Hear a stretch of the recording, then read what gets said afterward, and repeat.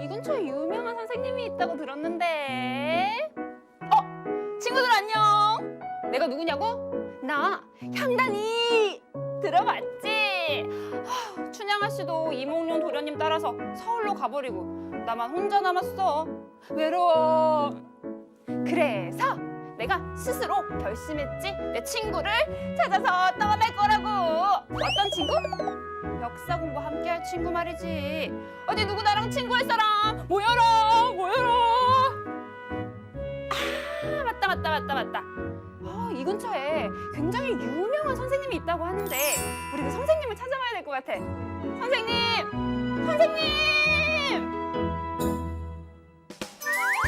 네, 유명한 선생님 바로 접니다. 친구랑 비슷하게 생겼다고요? 그럴 리가요. 기분 탓이겠죠? 저는 여러분의 역사 공부를 책임질 이민아 선생님이에요. 반가워요. 자, 그럼 6학년 처음 역사 공부 과연 어떤 것을 배우게 될까요? 확인해 볼까요? 짠! 그래요. 오늘은 임진왜란과 병자호란 후의 조선 상황에 대해서 알아볼 건데요. 그 전란을 극복하고 우리가 어떤 노력을 했는지 알아보도록 하겠습니다. 중요한 개념도 있죠. 어떤 것이 있나요? 그래요. 모내기법, 대동법, 북벌론에 관한 개념 잘 기억해 두실게요. 자, 그럼 여러분 지난 시간 이야기, 지난 역사 이야기 잘 기억하고 계시죠?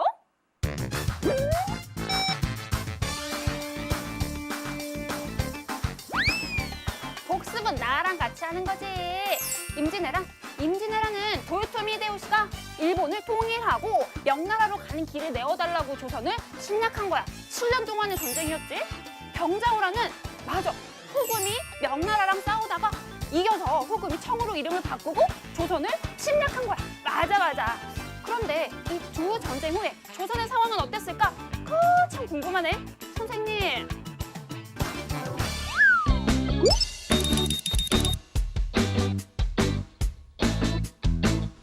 네, 전쟁의 난리, 이 전란 후에 조선의 상황을 잘 보여주고 있는 책이 바로 옆에 있는 징비록인데요. 징비록은요, 조선 중기의 문신 유성룡이 임진왜란 동안에 경험한 사실을 기록한 책이에요. 이 전쟁을 돌아다보고 다시는 이런 일이 발생하지 않기를 바라는 마음에서 잘 기록을 해둔 책이죠. 이 징비록에 나타난 상황을 토대로 해서 우리 임진왜란과 병자호란 후에 조선의 상황을 한번 알아볼까요? 임진왜란과 병자호란. 두 차례의 큰 전쟁으로 조선에 남겨진 상처는 깊었습니다. 수많은 조선의 군사들과 백성들이 목숨을 잃거나 다쳤고, 통일신라의 멋진 건축물인 불국사와 왕의 거처인 경복궁 등 귀한 문화재가 불에 타 사라지는가 하면, 오, 이건 좋아 보이는데 우리가 가져가자. 오래된 서적들도 불에 타거나 약탈되었습니다. 따라와. 얘네도 끌고 가자.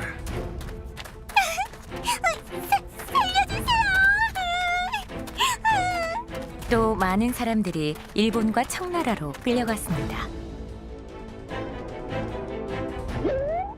네, 전란으로 조선은 참 많은 피해를 입었네요. 하지만 이대로 주저앉을 수는 없죠.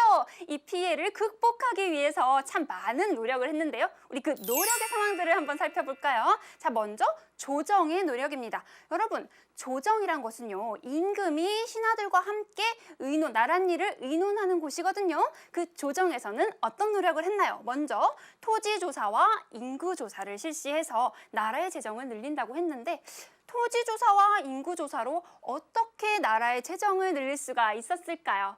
그래요. 토지의 주인이 누구인지 조사하고 또 이 땅에 인구가 어떻게 누가 살고 있는지 조사를 하면은 세금 거두기가 쉽겠죠. 그래요. 그래서 세금을 통해서 나라의 재정을 늘리게 되었습니다. 더불어 백성들의 생활도 안정하게 되었죠. 그러면 우리 백성들은 또 어떤 노력을 했을까요?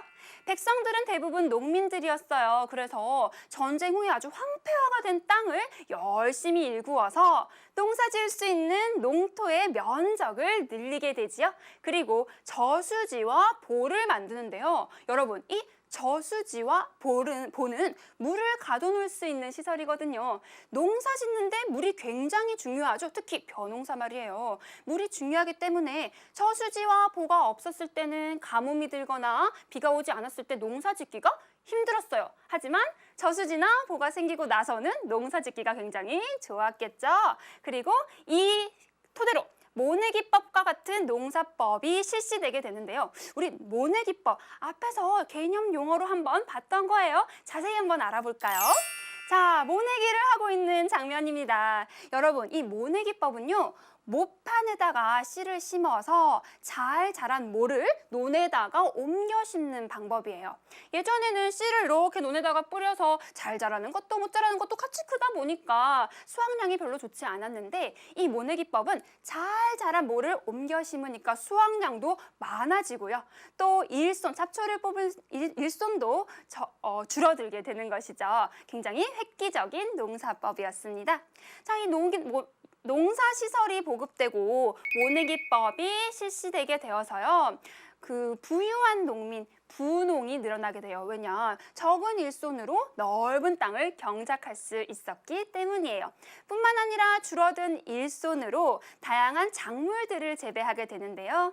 담배나 인삼 그리고 채소 같은 상품 작물들의 재배를 해서 이익을 얻는 농민들도 늘어났습니다. 자, 이런 상품 작물들을 사고 팔아야 되겠죠? 그래서 전국 곳곳에 장시들도 많이 늘었고요. 보따리를 메고 그림처럼 보따리를 메고 장시를 돌아다니면서 개인적으로 물건을 사고 파는 보부상도 생기게 되는 것이죠. 자, 전란의 피해를 극복하기 위해서 조선은 참 많은 노력들을 했는데요. 그러면 우리 정리 한번 해보겠습니다.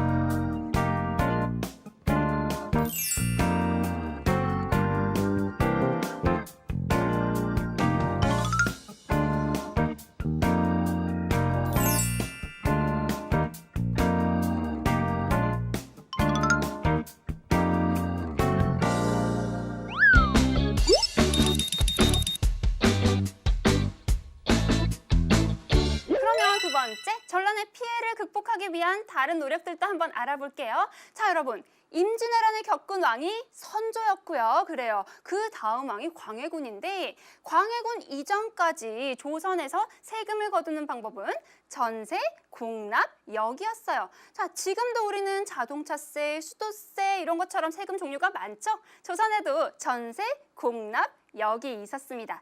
전세는 자기 토지에서 나는 생산물을 세금으로 납부하는 것이었고요.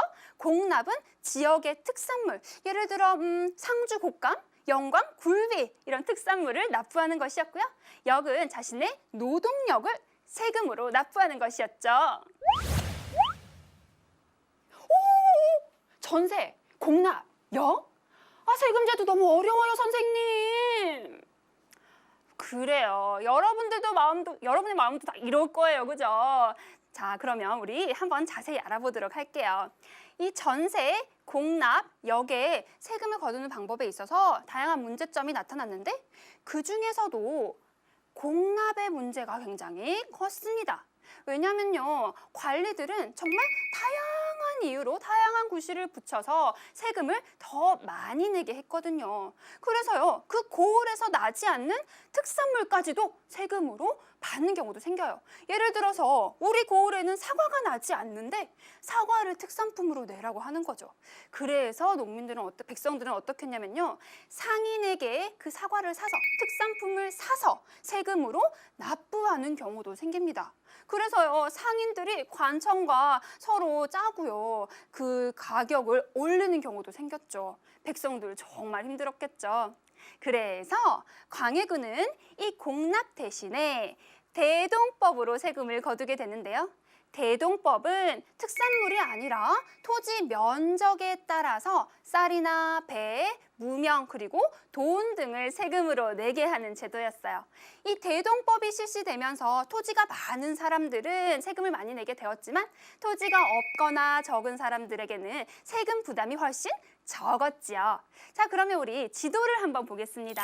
자, 여기 지도를 보면 대동법이 실시된 곳이 보여지고 있어요. 자, 먼저 광해군이 경기도에서 처음으로 실시를 하고요. 병자호란 후에 강원도, 충청도, 전라도, 경상도 그리고 황해도까지 약 100년에 걸쳐서 천천히 대동법이 실시가 됐습니다. 그런데 이 지도 속에서 보면요. 평안도와 함경도는 색깔이 칠해져 있지 않아요. 선생님, 여긴 대동법 없었어요? 그게 아니라 평안도와 함경도에서도 세금을 거두긴 했지만 이 세금을 산양, 서울로 보내지는 않았습니다. 왜냐면 위치 한번 보세요. 국경을 접하고 있죠. 국경을 접하고 있기 때문에 이곳에서 필요한 국방비나 또 청나라에서 사신 오죠. 사신 접대비로 이 세금을 거두어서 사용을 했답니다. 자, 그러면은 우리 다른 노력도 어떤 것이 있는지 한번 볼게요. 자, 지금 책이 보이죠? 자, 한자를 잘하는 선생님이 한번 읽어볼게요.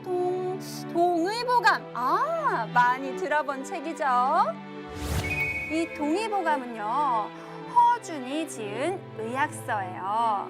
임진왜란으로 인해서 부상과 전염병으로 고통받는 백성들을 돕고자 지어졌습니다.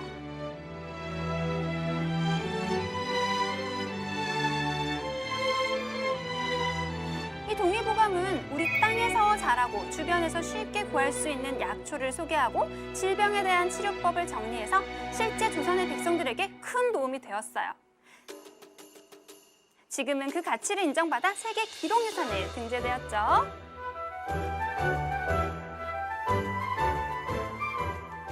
자, 또 어떤 노력이 있었을까요? 그래요.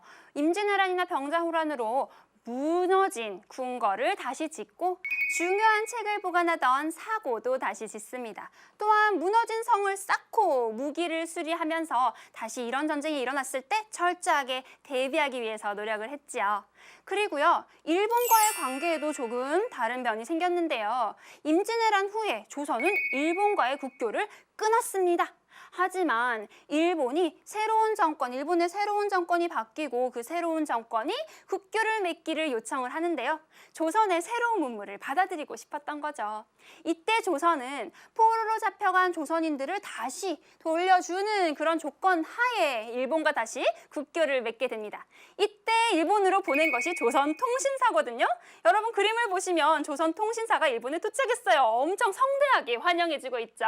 이렇게 조선통신사는 조선의 발달된 문물을 일본에 전해주어서 일본의 문화에 큰 영향을 끼쳤습니다. 자, 어때요? 극복하기 위한 노력 또 잘 알아보았는데요. 정리 한번 해볼게요.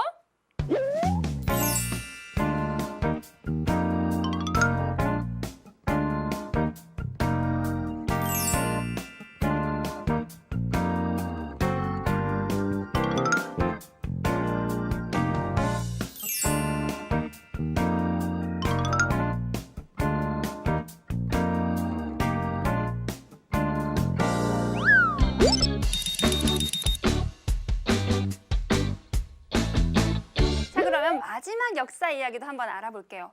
전란으로 피해를 입었고 또 그 피해를 극복하기 위해서 노력을 했던 조선은 이제 이 나라 지켜야겠다. 국토 수호를 위해서 노력을 하는데요. 그 국토 수호의 노력 어떤 것이 있는지 한번 보겠습니다. 자, 그림을 보니까 왕인데 어떤 말을 했나요? 청을 공격하여 청에게 패배한 부끄러움을 씻고자 하오. 청에게 패배한 부끄러움, 이거 병자호란을 이야기하는 것 같죠? 그래요. 자, 이 임금은 효종인데요. 효종은 왕자일 때 청에게 인질로 잡혀갔다가 돌아와서 왕이 된 분이에요. 자, 이 효종은 청에 대한 약간 적대적인 감정을 가지고 북벌을 하고자 하는데요. 여기서 북벌론이란 청을 공격하여서 부끄러움을 씻자라는 주장이었죠.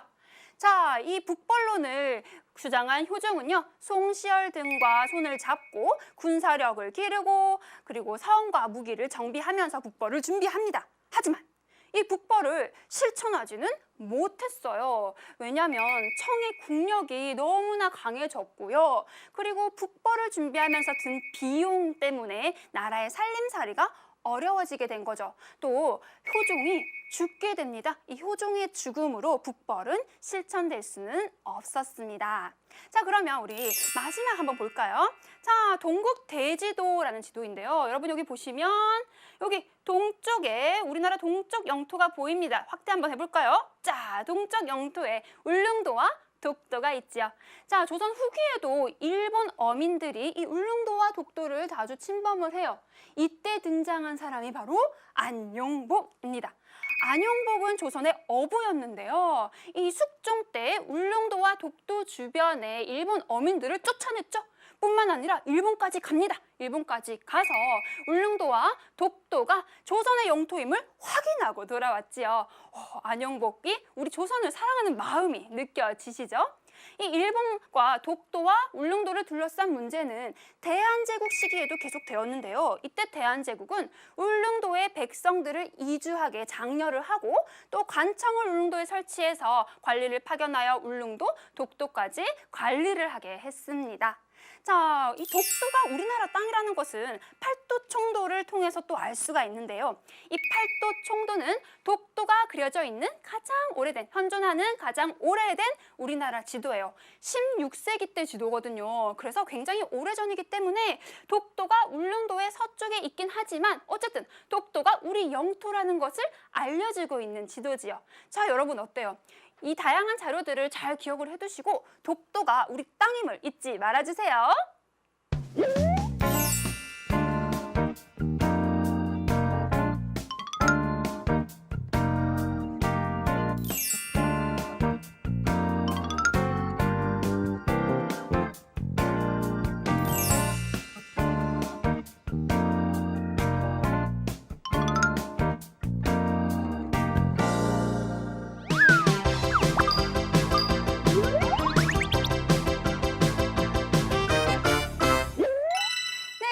알짜 문제 통해서 기초를 탄탄하게 한번 세워볼게요. 짜잔!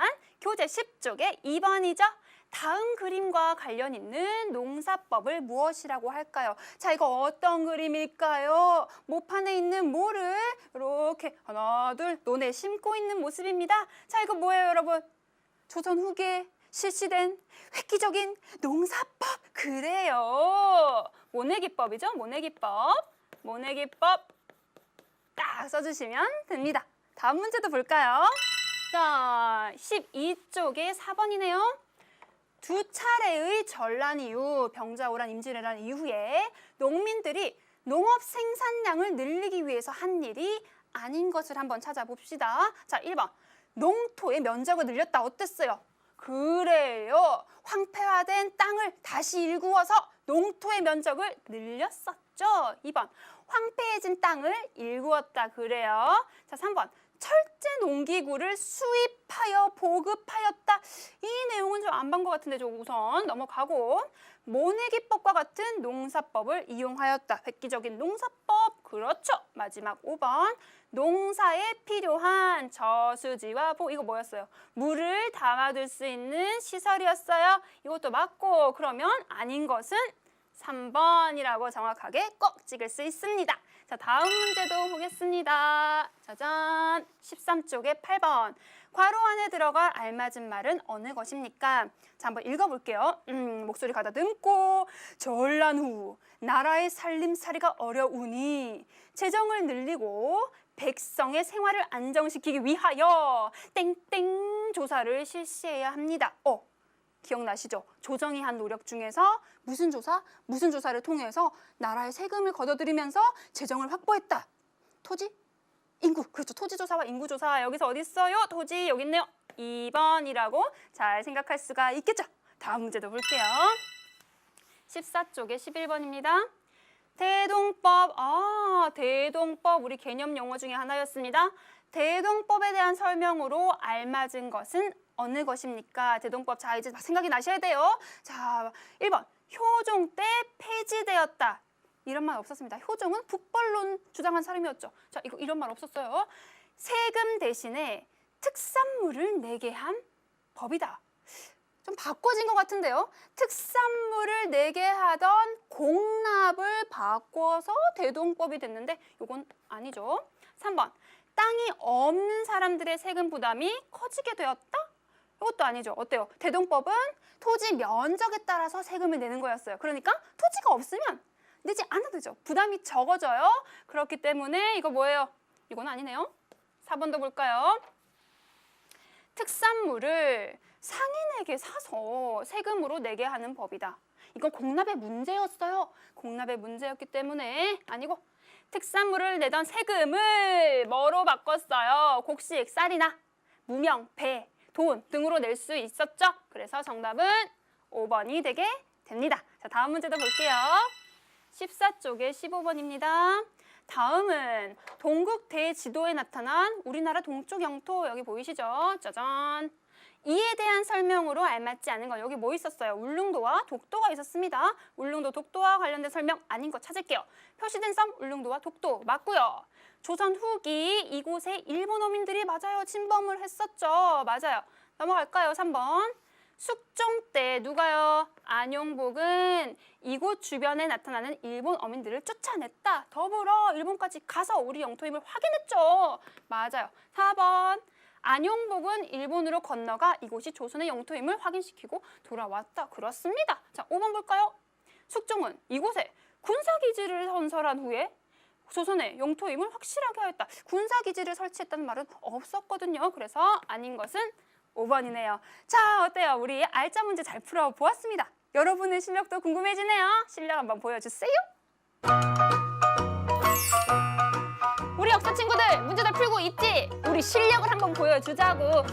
울릉도 관청 이거 뭐 독도 내용인가 이거 알 것 같죠? 알 것 같지? 맞아 알 것 같지? 다 많은 친구들은 게시판에 글 남겨달라고.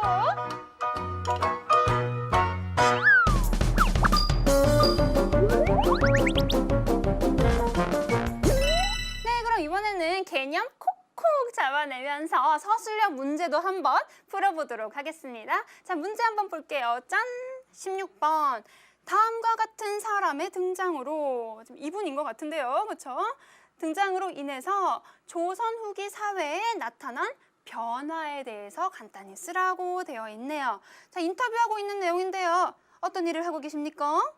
전국 곳곳에 장을 돌아다니며 이거 무슨 장일까요, 이거? 장시죠. 장시가 생겼다고 그랬어요. 장을 돌아다니며 물건을 사고 파는 일을 합니다. 자, 여러분, 이분 뭐예요? 기억나시나요? 전국 장시를 돌아다니면서 이렇게 보따리 딱 메고 터벅터벅 개인적으로 물건을 사고 팔았던 보부상이었다. 그래요. 이 보부상이 등장했다고 했죠. 그러면 미나 선생님의 개념 코코 생각해 봅시다. 조선 후기 사회에 어떤 변화가 있었어요? 모내기법 들어오고 그러면서 일손이 줄어들면서 인삼, 담배, 채소 등의 작물을 재배하기 시작했죠. 이 작물을 재배하면서 상품으로 팔기도 하고 또 이익을 얻는 사람도 늘어났었어요. 그래서 이런 작물이나 다른 물건들을 사고 팔 수 있는 뭐가 늘어났어요? 장시가 늘어났고 그 장시를 돌아다니면서 개인적으로 물건을 사고 팔았던 보부상이 많이 생겼죠. 자, 그러면 우리 이 사람으로 인해서 변화 한번 생각을 해볼까요? 예시답안 보여주세요. 시장이 늘어나면서 상업이 발달했다. 조선 후기에 그죠? 시장이 늘어났고 보부상이 다니면서 상업이 발달했다라는 것을 알 수가 있습니다. 다음 서술형 문제도 한번 봐야겠죠? 봅시다. 다음 지도에 빗금친 지역 여기요. 여기 보이시나요? 여기 위에 대동법이 실시되지가 않았다고 하네요. 이 부분 대동법이 실시되지가 않았다고 합니다. 자, 그 이유 간단히 쓰라고 하는데 먼저 대동법에 대해서 우리 정리 한번 해봅시다. 미나 선생님의 개념 콕콕. 자, 대동법 뭐였어요? 대동법은 공납이 문제가 생겼어요. 공납이 문제가 생겨서 그 특산품을 뭐로 내게 해요? 토지 면적에 따라서 쌀이나 배, 무명, 돈 등으로 세금을 거둘 수 있는 방법이었죠. 이 대동법은 어디서 시작했더라요? 자, 경기도에서 시작해서 병자호란 후에 쭉 황해도까지 확산이 되었다. 하지만 함경도, 평안도는 여기 세금을 거둬서 보내지 않았어요. 왜 그랬어요? 평안도, 함경도는 국경을 접하고 있기 때문에 국방비로 사용을 하거나 그렇죠. 청나라에서 사신이 왔을 때 사신 접대비로도 사용을 했기 때문에 대동법이 실시되지 않았다라는 거 기억 당연히 잘 하시겠지요. 그렇습니다. 예시답안 보여주세요. 짠! 자, 평안도, 함경도 지역은 세금을 걷어서 한성, 그러니까 서울로 보내지 않았고 어디에서요?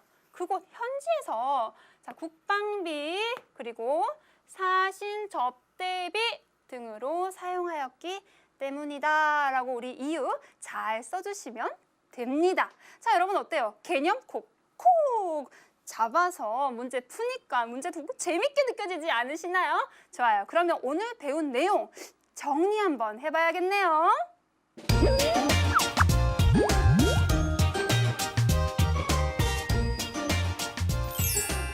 친구들, 그러면 오늘 공부했던 내용을 함께 개념 정리해볼게. 자, 모내기법 기억나?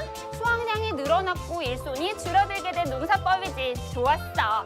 그리고 대동법도 있었지? 특산물 대신에 토지 면적에 따라서 쌀이나 배, 무명, 돈 등으로 세금을 냈던 것이야. 맞아. 또 뭐가 있었을까? 동해부검 기억나? 우리 땅에서 자라고 주변에서 쉽게 구할 수 있는 약초를 소개하고 질병에 대한 치료법을 정리한 책이지. 맞았어. 다음, 북벌론도 기억하지? 청을 공격하여서 부끄러움을 씻자라고 효종을 주장한 거였어. 또 어떤 것이 있을까? 맞아, 울릉도와 독도, 안용도 기억 잘 나지? 그래. 아우, 어머, 나 왜 이렇게 똑똑해졌니 정말. 여러분 어땠어요 오늘 공부? 머릿속이 가득 찬 것 같더고요. 네, 뿌듯뿌듯합니다. 다음 시간엔 배울 내용이 벌써 기대된다고요? 좋아요.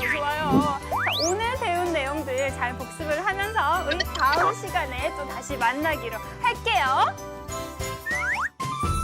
와우, 오늘 나와 함께 역사 공부할 친구들 정말 기대되는데 어떤 친구가 오게 될까?